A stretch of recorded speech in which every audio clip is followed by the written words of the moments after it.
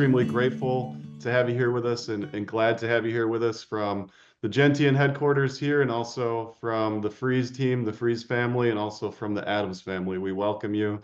We're extremely excited to have you here with us. We talk all the time internally here and even with the other teams, with the Freeze team and Adams teams, how much we care about our clients, but we always ask the question of as evidenced by.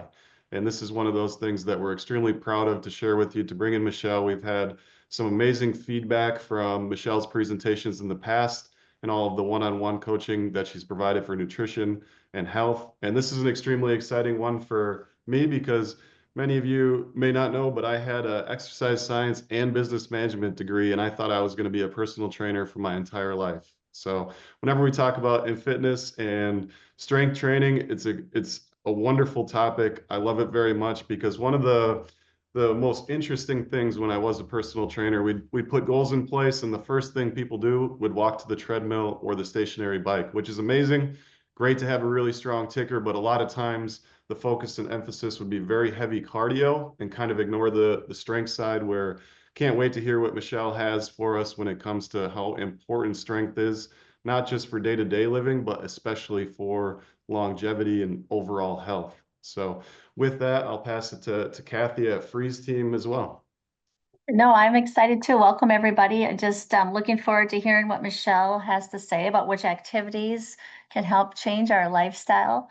I'm definitely in that aging group, so I think I'm the oldest one on here as far as our team that's presenting. So yeah, excited for what you have to say, Michelle. So it's always good information. So welcome everybody.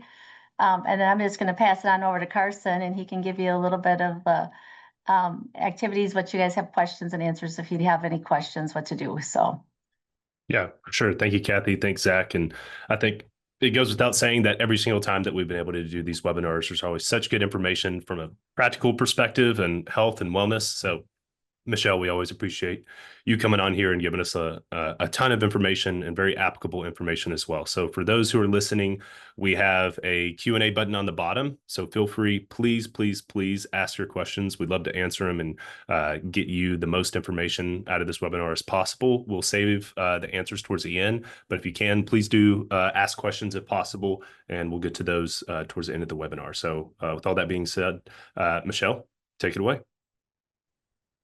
Carson, thank you so much. And thank you all so much for being here this morning. I'm so excited to give this presentation. Many of you have probably been with us for our other health and wellness chats, but today is something that's near and dear to my heart. I was at UNC Chapel Hill, an exercise and sports science major.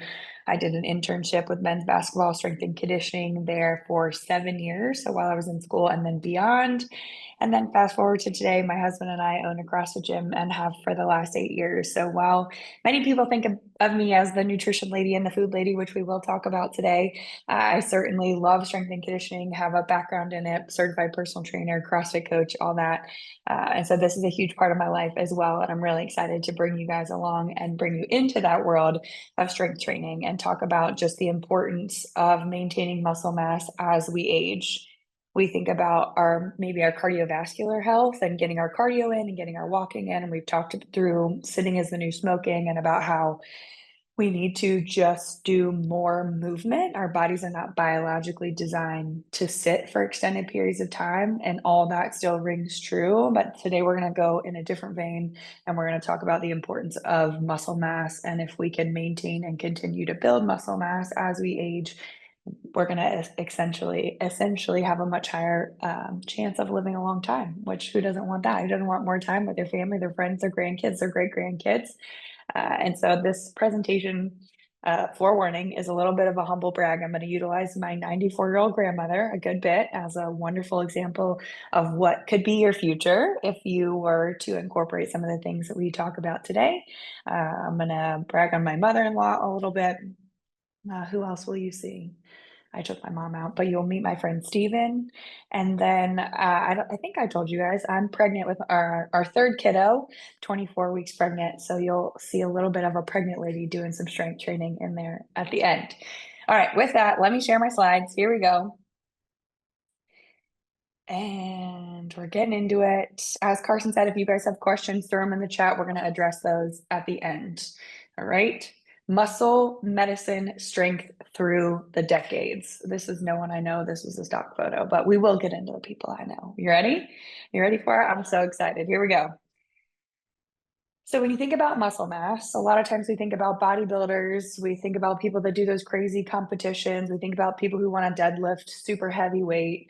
But really, as we think about muscle mass as it relates to health span, longevity, it's not just about looks. It's foundational for health, it's foundational for longevity, essentially living a long time, daily function, being able to maintain that independence no matter your age. So here's one of those first humble brag pictures. This is my mother-in-law. She is carrying my son, and she is able to do that because she takes incredible care of herself. He is a 3.5-year-old that weighs 40 something pounds. He's all muscle, and she is able to keep up with him because she keeps up with her own health. And so who doesn't want that? That's really what this whole presentation is about, right? How do we continue our health journey long into our 70s, 80s, and even 90s? So that we can spend the most amount of time functionally with our loved ones. That would be my life goal for sure. So why specifically does muscle mass matter? Let's start with that. We think about muscle mass. Yes, it's important for strength, but what else is it linked to? Have you ever thought about that? What specifically muscle mass is doing for your vitality?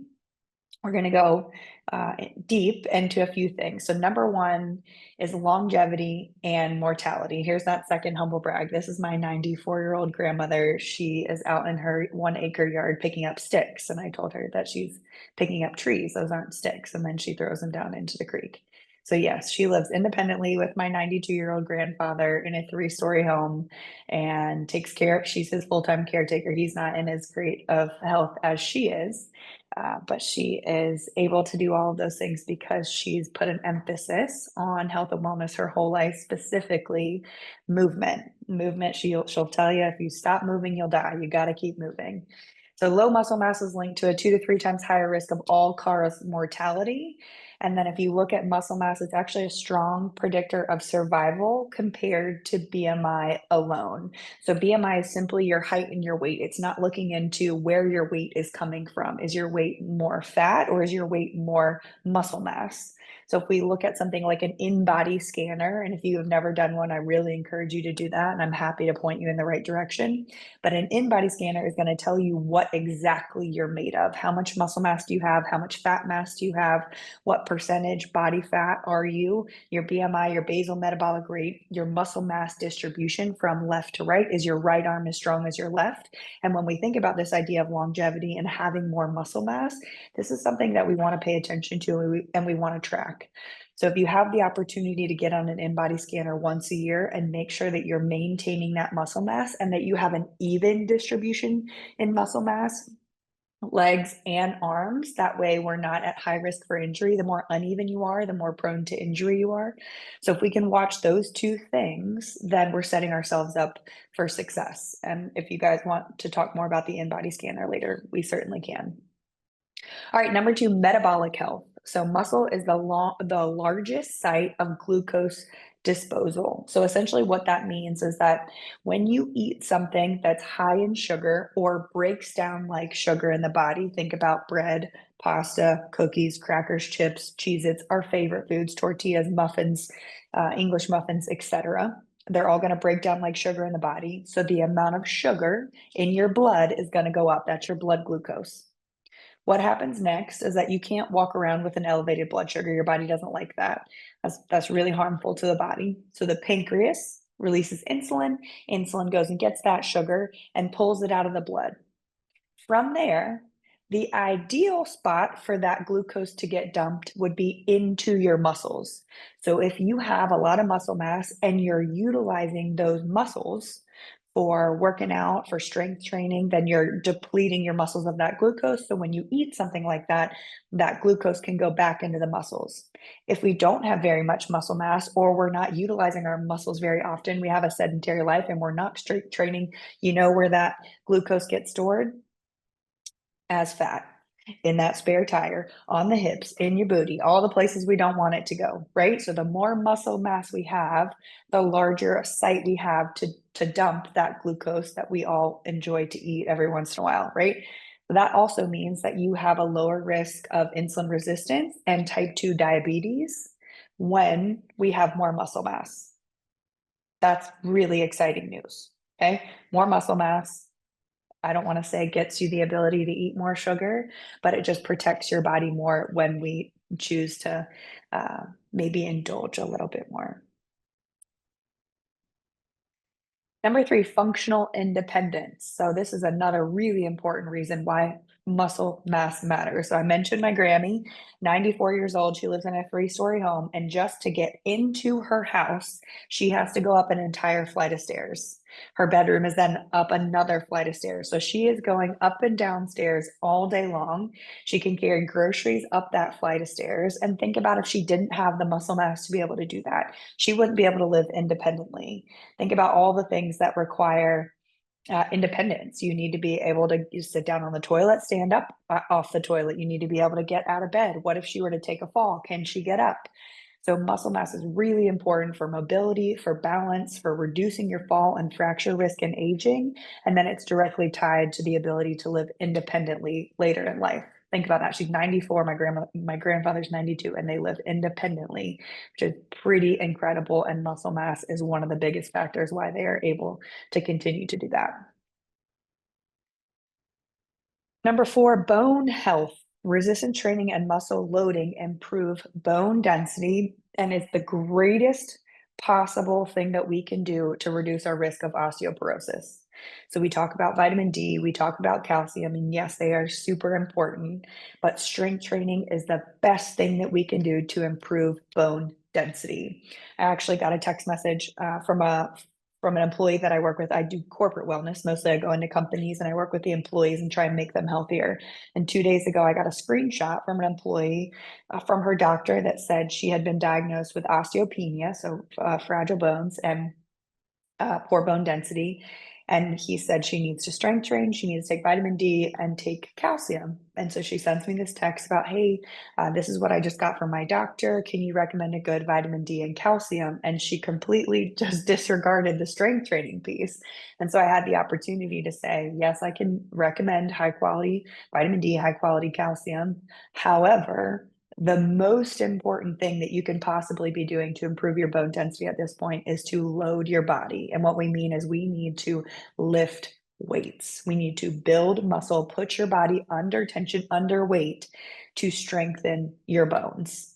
And so that looks like some things that we're going to talk about later, some ways that we can do functional strength training to improve bone density. But if you know that you have osteoporosis in your family, or maybe you've had a bone density scan and you're borderline, maybe osteopenia also was something that came out of your doctor's mouth at one point. This is something we need to take very seriously, because if you think about, if you have brittle bones, your bones aren't very dense, that puts you at much higher risk for fracture. So if you were to take a fall and then you break a hip, I think we've all heard the story of someone that's kind of the beginning of the end. They fall, they break a hip, and then it's just a downward cascade from there. So if we can make sure that we have super strong bones, we're saving ourselves from that scary cascade, right? Number 5, cognitive and mental health. So there are tons of studies coming out, which is super cool, is that strength training has been shown to improve mood, memory, and resilience against cognitive decline. So there again, the humble brag that my 94-year-old grandmother, my 92-year-old grandfather, and my kids, those are their great grandkids, and they know them and they love them and they're able to play with them. And because of the way that they've been able to take care of their bodies throughout their life. If you look at the studies about muscle mass and as it links to cognitive decline, it is very protective against cognitive decline. So remember the concept of epigenetics. Epigenetics is essentially what Duke University started studying back in 2000. And it was this idea that challenged the initial thought that if you were dealt the gene for Alzheimer's, the gene for high cholesterol, the gene for heart disease, it didn't matter what you did, you were going to end up with Alzheimer's or heart disease or high cholesterol. And what they have proven since is that that's not true. Hear me when I say that. Just because you have the gene for something does not mean that gene's going to become expressed. You have attached to your DNA what's called your epigenome. And your epigenome, I want you to think about it like light switches, and it controls if a gene gets turned off or stays turned on or stays turned off your whole life. So maybe you do have the gene for some sort of cognitive decline, Alzheimer's, Parkinson's. If you strength train, take good care of your body, decrease the inflammation in your body, manage your stress, sleep well, etc., that gene can stay turned off your whole life. So that's really exciting news. That puts a lot of responsibility on the individual, but it's exciting news in the sense that we're not doomed. We have more control than we initially thought. So strength training plays a huge role when it comes to cognitive decline.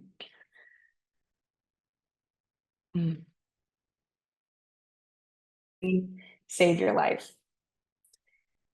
So just over a year ago, one of my husband and I's very, very, very best friends was in a life-altering car accident. He was in a head-on collision at 55 miles an hour, and you can see what the car accident resulted in. He was wearing his seatbelt, but because of the seatbelt, he had a torn heart aorta, which led to a spinal stroke and paralysis. Basically, the blood was shunted from his legs for quite a long period of time, and so now, as of today, he's paralyzed from the hips down. He had torn intestines. It fractured his jaw in 2 places. He had a broken foot, fractured L3 vertebrae, and a chipped hip bone. So it was a pretty gnarly accident, as you can imagine. He was the assistant football coach at Davidson College. I'm sitting in Davidson, North Carolina right now. And last November, that whole staff got the basically the coaching jobs at Rice University. So he moved last November. So my husband was just out visiting him last month. But I haven't been able to see him since he moved, which has been really sad. But I was texting with him yesterday as I was finalizing this presentation, and I asked if I could utilize his story. And I asked him to remind me of what the doctors and the EMTs said about how strong he was and the amount of muscle mass he had and how that related to essentially his survival. And so I have a screenshot of the text that he sent to me. I'm going to share that in just a second. I also want to share that about a week before his accident, he was back squatting 500 pounds. So while his legs don't look like much in this photo was taken in May, so it was a couple months after the accident. But in March, about a week before the accident, he was just a beast of a human, played college football, as you can imagine, took incredible care of himself, and still continues to do that today. And he wanted me to share with you guys this text that he sent me yesterday. So he said, muscle mass saved me. I'm going to try and read this without crying, because it was really a crazy thing that happened to our CrossFit community. Saved me from a pure protection standpoint. Head-on collision at 55 miles an hour. Seatbelt tried to cut me in half. My heart was able to continue to pump and keep me alive with a torn aorta. That's a 5% survival rate. I was so alert and coherent, they didn't even know about the torn aorta until they cut me open for the intestine surgery. It made a world of a difference from my recovery standpoint as well. My body was able to put itself back together much faster because of the amount of muscle mass I had. From a functionality standpoint, it has made a huge difference. What I'm able to do now and my quality of life is directly determined by muscle strength and mass. So this was 2 months after the accident. I'm holding the back of his wheelchair as he's strict pressing, I don't even know how many pounds. We do an event. We have done an event the last 2 years in his honor now that's all about strength. We do a strength cycle for the 12 weeks leading up to the test out day, where it's a 1 rep max of strict press, deadlift, and back squat. And it's just reminding people about the importance of muscle mass. And it's not that we want to train with the idea that one day we're going to be in a head-on collision at 55 miles an hour, because that's a pretty morbid thought, but just the idea that muscle mass in everything can be incredibly beneficial. And this is him about a week and a half after his accident, standing up. So he's in a brace. He can't, his brain can't control his legs, but if he's in a brace, he can stand up and he can actually now walk with those braces on, because he does have control over his hip flexors. His brain does talk to his hips. So, all right, I hope that motivates you to do some heavy lifting. Here's the deal.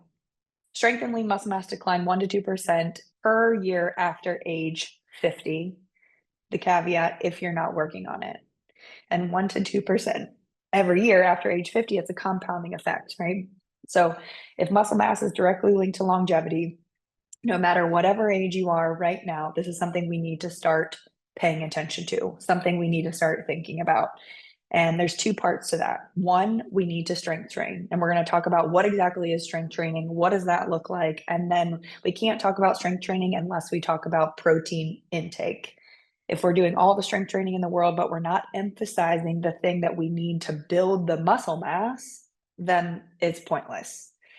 So strength training in the way that we're going to talk about it today, it's the practice of using resistance, such as weights, resistance bands, or even your own body weight to build and maintain muscle mass, bone density, and overall strength. And then we're going to talk deep into that, and then we're going to emphasize protein intake, talk about how much protein do we need, what are good sources of protein, what are some quick and easy protein bars, powders, healthy protein snacks that we should be leaving the house with in the morning. Okay. All right, let's get into it. What are some effective strength training options? So when we think about strength training, you might think about, I have a kettlebell in the garage, I've got two 15-pound dumbbells, but they're gathering dust, I don't know what to do with them. So there's lots of different ways that we can functionally strength train. We can do group fitness classes. I'm a huge fan of group fitness classes because I think it's nice to have someone else, one, observing what you're doing and giving you feedback on your form, but also two, they are prescribing the workout. It's not up to you to go in there and figure out, what do I want to do today? And one of the things I like most about that is that they will tell you to do things that maybe you wouldn't write for yourself. For example, I hate lunges. If I was going to write my own programming and go into the gym every day and do what I wanted to do, I would avoid them at all costs. But I need to do lunges. They're really important for building muscle mass and for balance and for as it relates to longevity. So I need someone else to force me to do lunges. We can go to the YMCA, we can go to a rec center, we can go to Planet Fitness and utilize the equipment that they have there. The caveat to that is that we want to make sure that we have good programming when we get there. We need to know what we're doing. While strength training, obviously, as we've learned, is incredibly important for longevity, overall health, and well-being, if we are strength training and we don't have good form and we don't have anybody telling us, hey, you need to correct your squat form, then it can end up with an injury, which is the opposite of what we're trying to do. We're trying to prevent injury, right? So we need to make sure we have good oversight. Personal training, if you have no idea where to start, this is an awesome option for you. And maybe it's not a long-term solution. You do three, I understand because it's a huge financial commitment. Maybe you do 3 sessions with someone. You share with them your goals, and then you work with them through 3 different workouts. And then from there, you can take what you've learned and start to incorporate it on your own. They're going to watch you move. They're going to watch your form. They're going to make sure that you are doing things correctly. And then they're going to give you those exercises to help you reach the goals that you have. Home workouts with programming. That's the key there. Home workouts with the programming. So if you're going to work out at home, lots of people have equipment at home. I think COVID made a lot of us equip our homes with some sort of fitness equipment, which is fantastic. And maybe fast forward to 2025, it's gathering dust. Let's dust it off. Let's get it back out. And if you need help knowing what to do with that equipment, there are wonderful resources out there for you. I can be one for you. You have some wonderful gentlemen on this call with lots of personal training and programming experience. You can reach out to them. You can use one of those fitness apps. The Apple Health app, Peloton, is awesome. And they have classes where you just follow along. They tell you what you need. You pull it up on your phone, you watch the video, and you follow along. Okay, so when we have that programming, we have the oversight to make sure that people who are well versed and trained in strength training are giving us a good, well-rounded workout so that we're not overtraining one muscle group and neglecting another, right? We want to make sure that we're balanced and we're hitting all the important muscle groups, which we'll talk about later. And then weighted walking or hikes. There's a huge interest right now in the weighted vest and walking with a weighted vest. I think it's a fantastic way to add a little tension or a little bit of a load as we're walking. Do I think it is the end all be all and you don't need to do anything else if you're going to do weighted walks? No, that's not what I'm saying. I think it's a great complement to some additional strength training. Okay. You can use your weighted vest to do body weight squats. You can use your weighted vest to work out in. I think that's a wonderful complement to weighted walks or hiking. And when I say hiking, I don't necessarily mean with a weighted vest, just if you're going up that big incline, you're utilizing your lower body muscles in a different way compared to if you're just walking on the asphalt or on a walking pad or on a treadmill. So hiking is, a wonderful way to build some strength too, but it's not the only thing that we can rely on. We need to think about our upper body and our core as well. All right, so what are we emphasizing when we are doing this type of strength training? This is Grammy, God bless her. That is not great form when it comes to a deadlift, but she's getting after it. Okay, with I think those are maybe 3-pound kettlebells, but she is getting after it, you guys. The first thing we want to think about preserving and building muscle mass. So we think about the large muscle groups. We're thinking about our legs. So that incorporates our quads, which are the 4 muscles on the front of our legs, our hamstrings, the 2 muscles on the back of our legs, our glutes, that's your booty muscles, your back. All right. Think about posture. Poor Grammy. You can watch her posture there. That's one thing that I should have started working with her on 20 years ago, because she has become super rounded in her old age, and she is tight in her chest and her back isn't strong enough to pull her shoulder blades back. So when you think about strengthening our back, that's for posture, right? When we end up in that super hunched position, we're at much higher risk of a shoulder injury, okay? So we need to strengthen the back.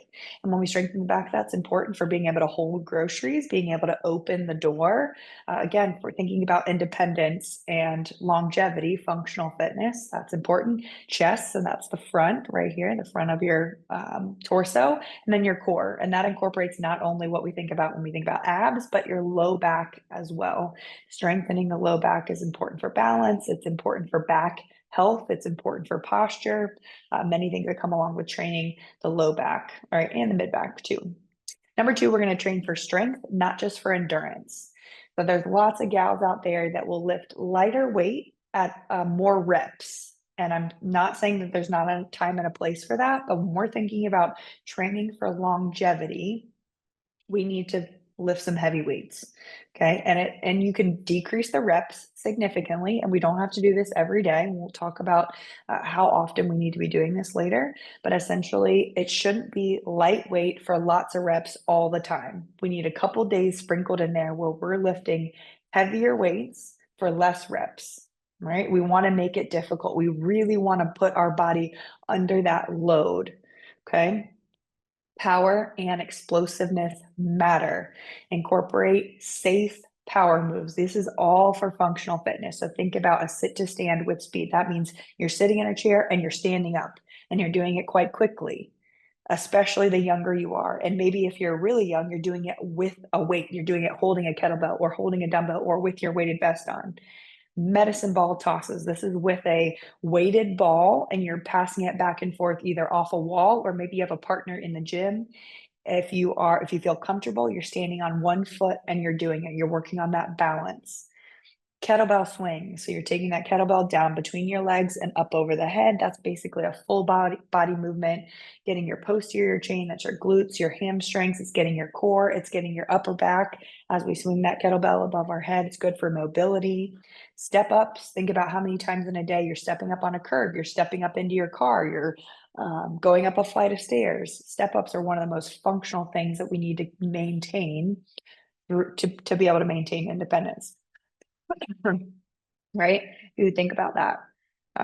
And then help prevent falls and support daily activities. So that power and explosiveness directly correlate to that daily activities of daily living. Next is one of my favorites is grip strength. So if you listen to Dr. Peter Attia, he's a longevity expert. He's got a practice in Texas, and he's helping people to optimize their health and well-being so that they can ultimately live a long time. His personal wellness goals, which I think are super fun, he is training for what he calls the centenarian decathlon.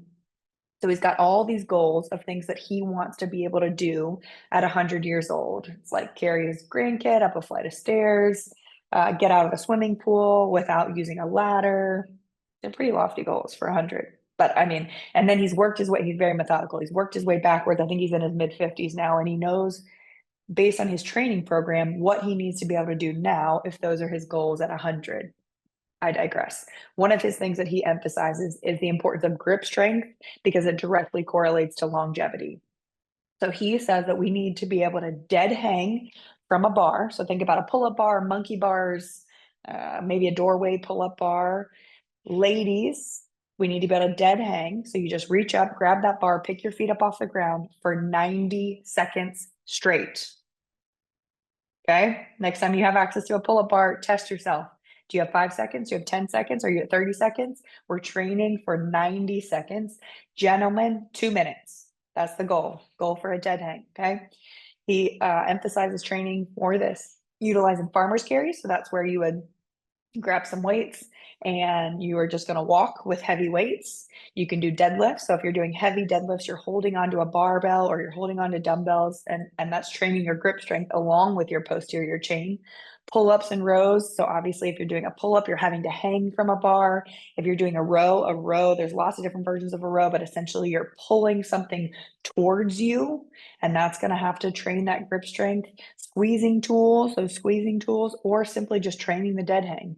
Hop up on a bar and hang, and hang for as long as you can. If you can't hang if you got 0 seconds in your hang, that's totally fine. Put a toe on the ground. Okay, take a little bit of load off of that hang and see how long you can hang, and then work towards 5 seconds of a complete dead hang, and then we work our way all the way up to that 90 seconds or 2-minute mark. Oh, I didn't mute this video, sorry.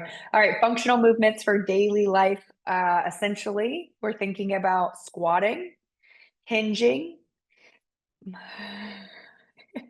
My sister training my Grammy. She's doing a farmer's carry there. Really, we should have had her lift heavier weights for her farmer's carry. All right, so think about squatting. I love this one because people tell me all the time, oh, my doctor told me I can't squat anymore. It's bad for my knees. And my rebuttal to that is, do you sit in a chair? Do you get out of a chair? Do you sit on the toilet? Do you get out of the toilet? Do you sit in the car? Do you get out of the car? Because every time you do one of those things, you're doing a squat. You basically cannot go through life without squatting unless you live in a wheelchair. Okay. So squats are important, and we need to train the patterns used in real life. And that's one of the main ones. Whether it is simply a sit to stand where you're sitting in your chair and you stand up, and we're doing that multiple times a day, maybe 10 times in a row. Hinging. So think about, we have to reach down, get something out of a low cabinet. We have to pick something up off the floor. We have to pick our grandkid up. That's a really important movement. So anything where we hinge at the hips, that would be more like a deadlift. It's an important thing to train. Pushing.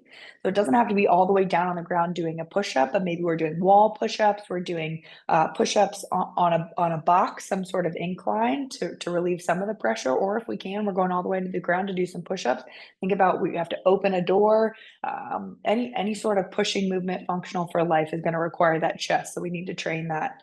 And then pulling, we talked about carrying groceries, carrying anything, pulling something towards you. You're underneath the bed. You need to pull something out from underneath the bed, that back muscle. And then for postural purposes, we need to work on the pull. And then to emphasize again, the farmer's carry. So your mimics luggage carrying groceries. And then just for that longevity, grip strength, and training that grip strength because of the stats that say it relates to longevity. And then number 6, consistency over perfection. So 2 to 3 strength training sessions per week are enough for the big health benefits, as long as we're eating the protein to make sure that we're building the muscle mass that we're trying to build. Okay. So this is not something you have to do every day. No need to lift heavy every day. But if we can do 2 to 3 days of heavy lifting, and that looks like 20 to 30 minutes of these super functional movements, that is plenty for the overall big health benefits. Here are some of my personal favorites for longevity. Okay, so the first one being a glute bridge. So that's the top left corner of your screen. You simply lie down on your back, you lift your hips up towards the sky, and you're engaging your posterior chain here. So that's your glutes, your hamstrings. This is important for balance. It's important for being able to walk up a flight of stairs. The next one on the bottom right-hand corner of your screen, that's called a bird dog. This is training the low back all the way up really through the upper back as well, and balance. So we have to engage our core to be able to lift one arm and one leg off the ground at the same time. So you start on all fours. My left arm is extended, my right leg is extended. You can see I'm having to use my back, my glutes, my shoulder to maintain balance. You want to stay nice and flat. So when we talk about core training, not just the abs, but the low back, that's one of the ways that we can do it. For the glute bridge, going back to the video in the top left corner of your screen, if you feel comfortable doing a body weight glute bridge, you can add weight to your hips. You could put a barbell on your hips, you could put a kettlebell on your hips, dumbbells on your hips. And so that when you lift your hips up to the sky, it's an additional weight, you're under load, trying to really train those posterior chain muscles. Okay, the bird dogs, we don't really add much weight there. Next to, we've got the body weight squats. We talked about how important squats are because they are just a part of everyday life, whether we want to admit it or not. So if we're just starting out, we're going to do body weight. So you can say, see my toes are pointed straight ahead. I'm sitting my hips back. My chest stays up tall and my arms are out front for balance. If a body weight squat is no problem for you, I really would encourage you to add weight. Put a barbell on your back, hold a kettlebell at your chest, hold 2 dumbbells down by your side or up on your shoulders. And that is a fantastic way. That's when we're loading the body so that decreasing our risk for osteopenia or osteoporosis. We're strengthening our lower body muscles. That's all of them with our quads, our hamstrings, our glutes. If we're looking for something that's going to help us prevent falls, this monster walk forward and backward is one of the best ways that we can do that because we're training what we call our glute med. That's the side of your tushy. All right, that's important for stabilizing the hip, stabilizing the knee. So as you go up a curb, as you go up a flight of stairs, if you have to step up onto anything, that's going to be a really important thing for balance. So as we put that band around our ankles, I'm taking a big step forwards at an angle, and then we're doing the same thing in reverse, backwards at an angle, working the glute and the glute med for balance. And then there's another one that we can do on this next slide, top left corner. We're just taking lateral steps. So you'll see, put the band on around my ankles. My toes stay pointed straight ahead.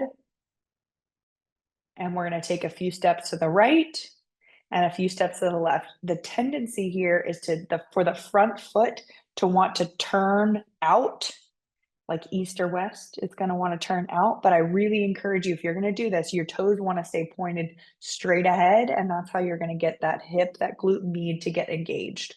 Really important for balance there. Okay, I think we could do that at any age. There's lots of different strengths of that band. So the stronger your glutes are, the stronger your glute means you could do a different weighted band. You could do black or blue. Those are a little bit stronger. The lighter ones tend to be yellow or green. Lastly, the plank, super important for the core. So core is related to balance. It's related to many functional movements. If we don't have a core, it's really even hard for us to sit upright, something that simple.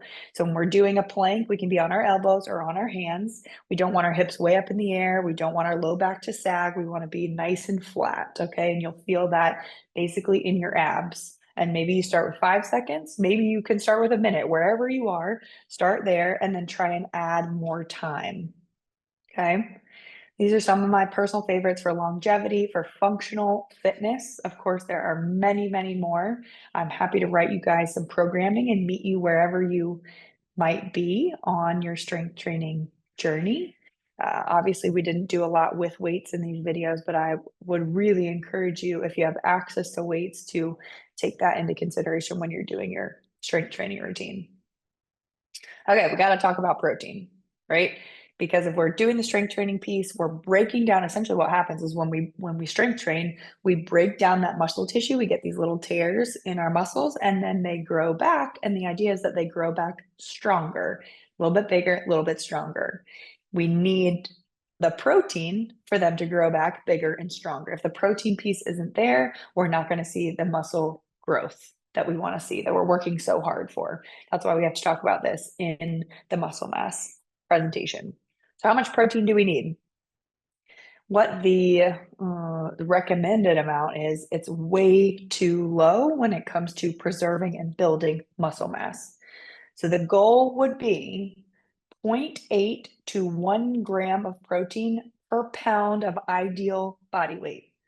Okay, so if you weigh a healthy 200 pounds, here's the example. You're going to take 200 times 0.8, which would be 160, 200 times 1, 200. So your goal of protein every day is between 160 and 200 grams of protein every day. most Americans are getting nowhere near the amount of recommended protein every day. It should be somewhere between 30 and 35% of your total calorie intake for the day. So if you maybe you weigh 200 pounds, but your ideal weight is closer to 160, let's do 160 and utilize the same formula. Okay, so get out your phone, do some math real quick, figure out how many grams of protein you need every day. And then your homework assignment after this presentation would be for the next 2 days, utilize something like MyFitnessPal or Carb Manager or one of the apps where you can track all your food and see where do you fall. Are you meeting those goals, the protein goals, or are you getting half of what you're ideally supposed to get?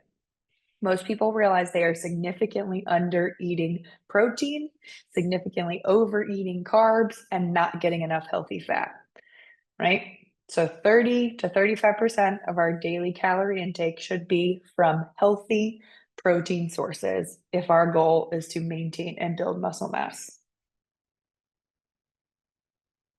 Healthy sources of protein, so natural healthy sources of protein. We've got grass-fed beef, pasture-raised eggs, pasture-raised chicken, wild-caught fish, pasture-raised turkey. We've kind of thrown a blanket on the meat industry and said that all meat is bad. You guys have heard me talk about this before. I want to reiterate that there's way more nuanced than that. We can't just say that all meat is bad. Yes, here in America, we have done a very poor job managing our meat industry, and some of the factory farming, the industrial farming practices have really decreased the quality of our meat because the animals have such a poor quality of life.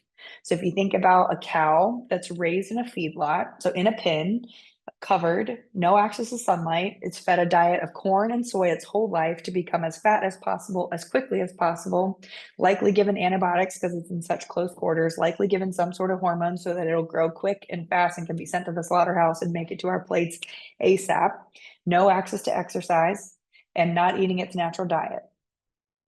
Versus a cow that's allowed to roam in a pasture, access to sunlight, exercise, have its natural diet of grass, takes a few extra years to get to a weight that it can then be sent to the slaughterhouse.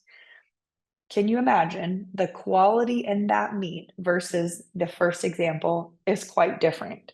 And it's a measurable difference. They can measure the omega-3s, they can measure the amino acids, and it's very different. So when we are buying our meat, we want to try and think about the life that animal had. The life that animal had directly correlates to the nutrient density or lack thereof in that cut of meat. So grass-fed beef, 100% grass-fed beef, that's the goal. Pasture-raised eggs, pasture-raised chicken, wild-caught fish, pasture-raised turkey, all going to be more nutrient dense than the factory farm stuff. Raw nuts, it's not necessarily the salt that's the problem, it's the oil that they use to get the salt to stick. So they use one of those inflammatory oils, canola oil, soybean oil, the seed oils, as we say. So when we're buying nuts, go to the baking aisle. That's the cheapest place to find them, and buy raw nuts. Avocado, a decent source of protein. Lentils or quinoa, if you're trying to avoid meat-based protein products.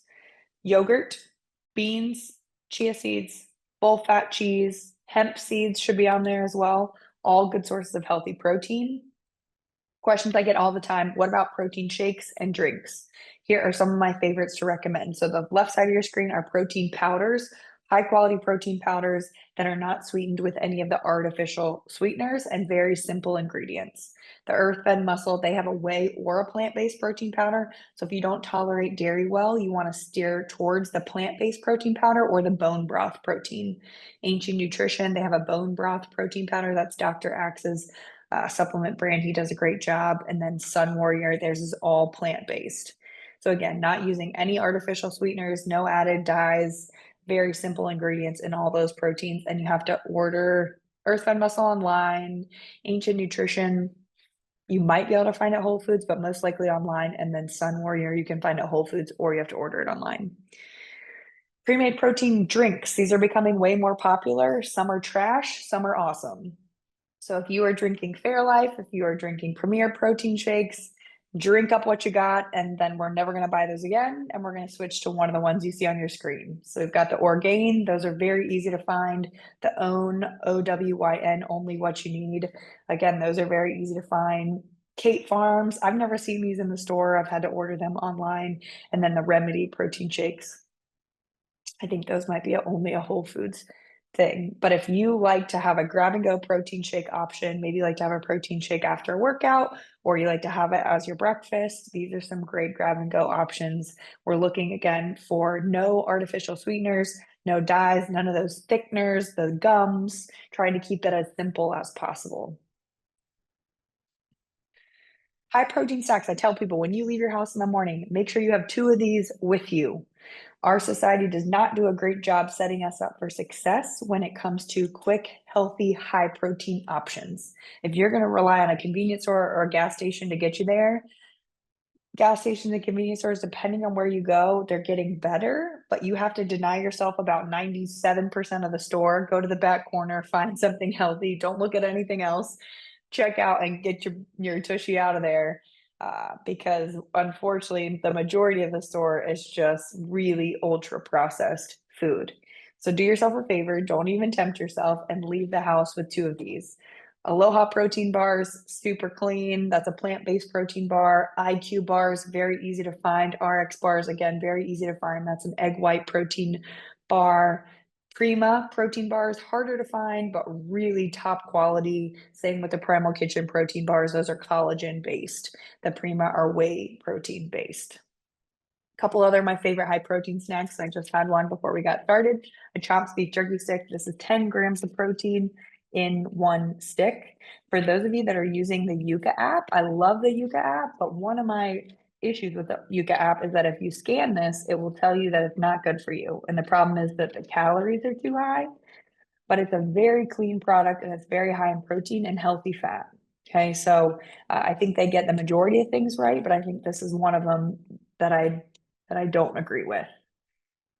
The 0 sugar yogurt option. So whether you're buying just a full fat plain Jane Greek yogurt, that's a great source of healthy protein. Or if you like a little flavor, we want to make sure that we're buying something that doesn't have any added sugar and none of the fake sugar. So the 000 yogurt and the Chobani 0 sugar yogurt sweetened with stevia. So that's a natural sweetener versus the artificial stuff like sucralose or aspartame. Hard-boiled eggs, cottage cheese, the full fat cottage cheese, organic roasted chickpeas. This is a great healthy snack with some protein in it. Organic is key here. Chickpeas are one of the most heavily sprayed crops with glyphosate. Glyphosate is that super toxic pesticide. It's illegal in most other countries around the world, but yet the majority of our food is sprayed with this awful stuff. So chickpeas, because they're one of the most heavily sprayed with glyphosate, if we buy organic, we can ensure that they haven't been sprayed. So organic roasted chickpeas, and then organic edamame. Same thing, soybeans are heavily sprayed with glyphosate, so we want to be buying organic so we can avoid that pesticide exposure. Oh, I forgot to mute the noise on this video too. So in conclusion, we're going to get into some Q&A here. We want to strength train. We want to emphasize protein. And I love this quote by Dr. Stacy Sims.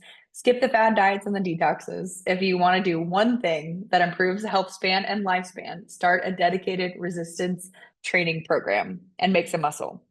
So this, again, 94-year-old Grammy, she's still on the tennis court because of all that she has done to train herself to essentially get here. I hope that she is an inspiration to you as she's an inspiration to me. She's an amazing woman. Her brain is there. She knows her great grandkids. She is able to do nearly anything that she wants to at this point in her life because she's worked so hard. You guys have heard me say this before, but she'll say, you want to know how to be 94 and be as active as I am? You got to do 3 things. One, you got to have a big social circle. She's really social. She's got a ton of friends. She plays bridge. She's always, going to dinners with these girls or these girls. She's on the tennis court with her friends. Number 2, you can't stop moving. That's been a huge part of her life. She was a PE teacher growing up, and then she's just stayed active in sports and in the gym. And number 3, you got to drink a lot of wine. I don't know if I can endorse that last one, but hey, she's 94 and she's doing it. So maybe take her advice over mine. All right, lastly, this is me, Michelle Norris, Michelle at altitudewellness.com. I mentioned I am now 24 weeks pregnant. This was a few weeks ago, and strength training is something that is super important to us and my family, and we are sticking with it through this third pregnancy. I was able to do CrossFit through my first two pregnancies, all the way up until the day before I delivered my kiddos, and hopefully this pregnancy allows me to do the same.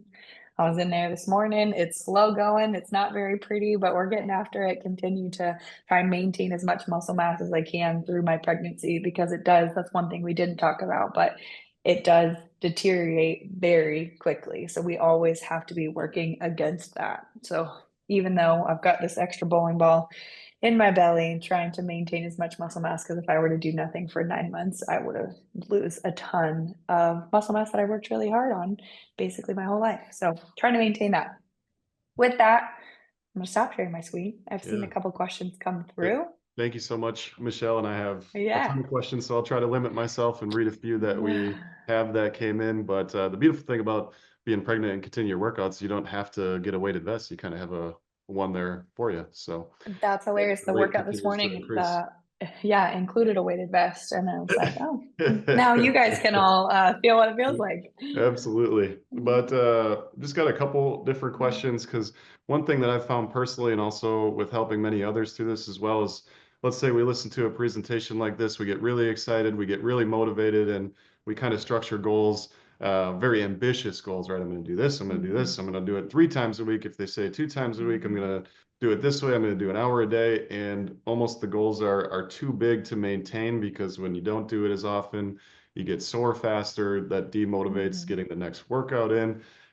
So kind of a question that I have is just, what's really the first step? How should I structure my goals? And let's say I'm coming from a place where maybe I did it in the past and did it well, or maybe I'm just starting out. What if I had 10 minutes in the day just to like get the momentum going forward and getting the compounding effect working for me?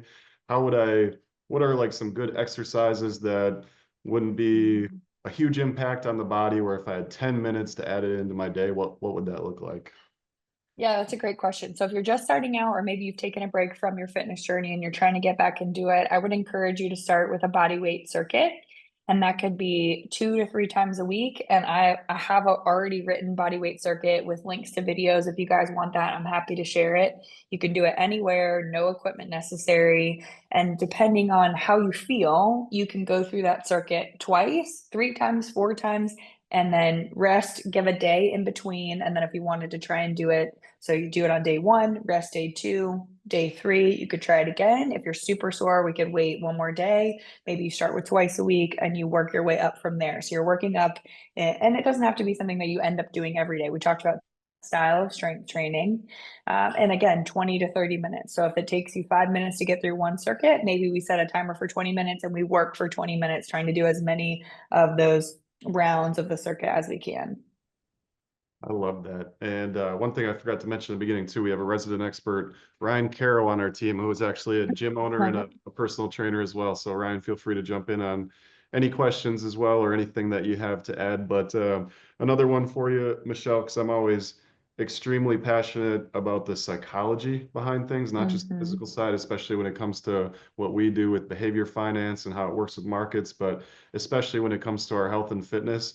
Have you found if somebody doesn't have a strong why, that it's harder to stick to the goals? Where if you mentioned that, talking about your grandmother, of like hanging with the great grandchildren and these, do you have any advice for creating a strong why versus something, I just want to get stronger, I just want to do this, which is great, might get the momentum, but do you have any guidance of like what a very strong why would be for us? Yeah, that's a great question. And I think for many of us, our goal is so focused on our physical appearance, just because the way our society is set up and the way we have access to social media, and we're doing this compare thing.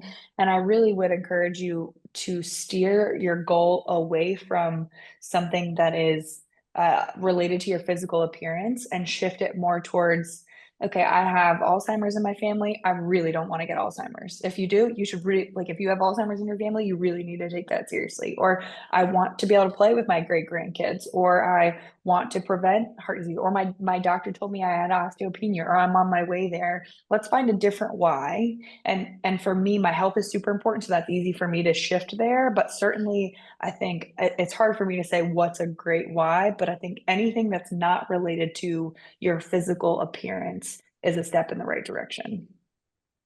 I would 100% agree with that, because in the limited time where I was a personal trainer, kind of the most common thing that somebody would come in with was a goal of, I want to lose 10 pounds by this date. I want to lose 20 pounds, 30 pounds, 50 pounds, where if I could go back in time, being a young personal trainer at the time, it's like, okay, no problem. Here's the plan on how to do that. Where if I would go back, it would be, tell me a little bit more about that. Why is that 10 pounds important to you? Right. And trying to attach that 10 pounds to a greater meeting, because, like one thing that was really interesting, and for people that have that goal, that's great, is, and maybe you found this as well, is just you start strength training and you actually gain weight temporarily, where if your goal is, to lose weight, it's like, man, this isn't working. I thought I was going to lose weight when I did this, where you actually, muscle weighs more than fat. So you're actually gaining weight, but then, the muscles take more calories to grow. And all of a sudden it's like a 6-month year process where you actually do end up losing some weight just because of building that muscle mass. So That's right. I love Yeah. That's where the InBody scanner comes in, which, And speaking of the InBody scanner, that was a question that came in from the audience as well. Is there a in-home body scanner that you'd recommend, or one that people be able to use somewhere? So I haven't seen, if you're going for accuracy, I haven't seen an in-home one that is super accurate. The thing about the in-home ones though is that if it says your muscle mass is going up, it likely is. If it says your body fat percentage or body fat is going down, it likely is. If it says you have 56 pounds of muscle, that's where I'm not seeing it as accurate as something like an InBody or the gold standard, the DEXA scan. So if you want to just know if you're trending correctly, there are lots of in-home scanners out there that you could use. I don't have one that's coming to my mind right now, but also if you wanted to know more accurately about how many pounds of muscle you have, how many pounds of fat do you have, your muscle mass distribution right versus left, if you go to the InBody website and you go to the locator tab, you can type in your area code, and within a 10, 20, or whatever you set the radius as, it will show you the closest InBody scanners in your area. And a lot of them are like inside a weight loss center or inside a CrossFit gym, and they'll do a one-off scan for anywhere from 10 to, please don't pay more than like $30 for a one-off scan. If they're charging more than that, that's ridiculous. So call somewhere else. But if you just did that and spent the money once a year, it would be totally worth it. Love it. I appreciate that. And I'll let Ryan speak on a few different things, and Kathy and anyone else that wants to ask a few questions, but I'm super passionate about this, so I apologize. But kind of one question when it comes to, the strength side of things, and what, for most of our attendees on here that are maybe 50 through 85 years old, how do we determine the difference between being sore of, starting to work muscles that haven't been worked, and pain, and how to structure that, how to be aware of that, when to push through, when not to push through, kind of the difference between sore and pain. That's a tough one. So the more you do it, the more you'll realize I'm sore versus I'm hurt. Soreness typically should go away within 2 to 3 days. If you did a really, really heavy workout, could last longer than that. If it doesn't go away after 2 to 3 days, then likely maybe we should see it. If you're still struggling with it after a week, maybe you want to see a massage therapist, maybe you want to see a PT, an orthopedic, something like that. I don't know what side of me, the hard-headed side of me would say that most of the time we're just sore, or it's just a little kink in something. And if we just keep going, it's actually going to sort itself out. I think a lot of times our biggest issue is that we're doing squats on the third one, something doesn't feel right in our knee, so we just stop and then we avoid squats. When really, if we just did a few more, it would sort itself out and you're going to feel great. And Ryan and Zach, you guys can chime in there. That's kind of that's a personal anecdote, but also something I've seen in my training, is that a lot of times the little bit where we get a little bit scared, and I totally understand if you haven't had that feeling before, and maybe you've had an injury before, so you've got a little trauma there, that you can feel really hesitant to be like, oh, I just can't. But But if we push through, a lot of times we find that it actually works out for the best. I don't know if you guys would agree. Yeah, I'd actually love to chime in on this one. My experience, the biggest thing that I can point to tell the difference between soreness and injury, especially when it comes to the muscle, is when I have an injury, it's going to be a very, very specific location. Say, my hamstring doesn't feel good. There's going to be, a 1 inch by 1 inch square where my hamstring really, really hurts. When it's sore, it's usually pretty much the whole muscle feels sore or tender to the touch, right?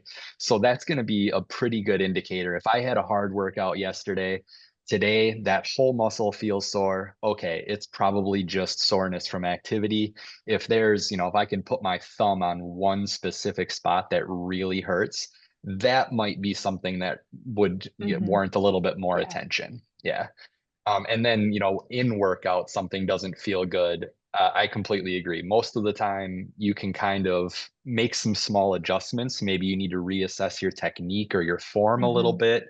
That's where it's great to have a personal trainer or a coach, being part of a class where somebody can give you some feedback and say, hey, your knees are caving in when you're doing your squat. That's why it hurts.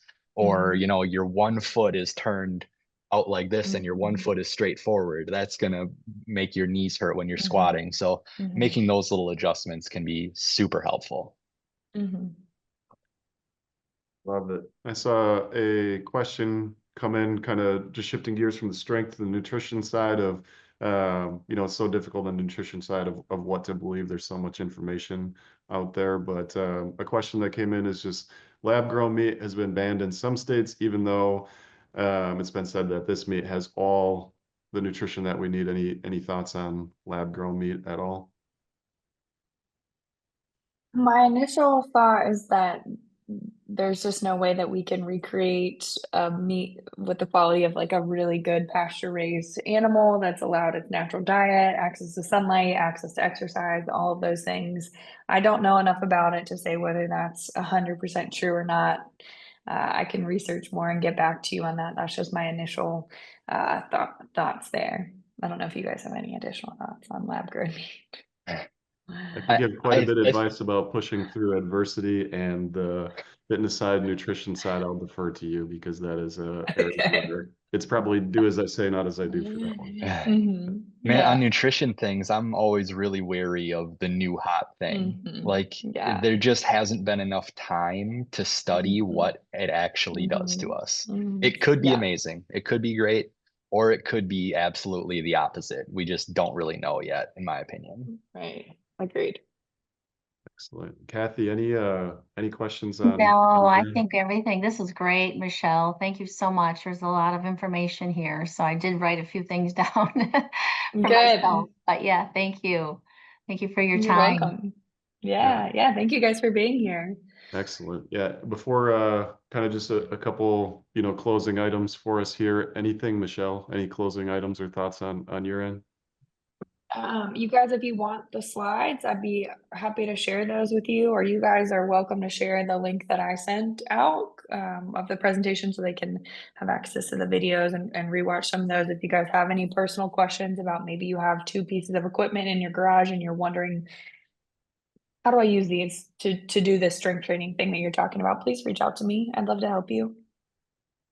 I love it. Thank you so much, Michelle. And as I mentioned at the beginning, why the heck are our financial planners, introducing us to this health side of things? Why are we talking about this? And it's truly because we care about you. And I know I can speak for our team and Freeze team and Adam's team as well, that we want you to live your most meaningful and joyful life. And we know it's not all about your finances, that we're here to do the best we can with tax law changes, what it means and how we can be optimizing when it comes to our financial plan, but we want you to optimize your entire life as well. And we know that the health side, that if we have to spend all of our health to get our wealth and then use our wealth to get our health back, it may not bring us the most meaning and joy. So we are here to be along on this journey with you, to be a guide, to introduce you to experts like Michelle, and also just a reminder that as a favor to us, and also just in general with Michelle's generosity, as she's here as a resource for you for the strength training side of things, for the nutrition side of things. And with that, just wanted to thank you so much for spending an hour with us here today. And we love and care about each and every one of you, and hope you have a great rest of your week and a great rest of your day as well.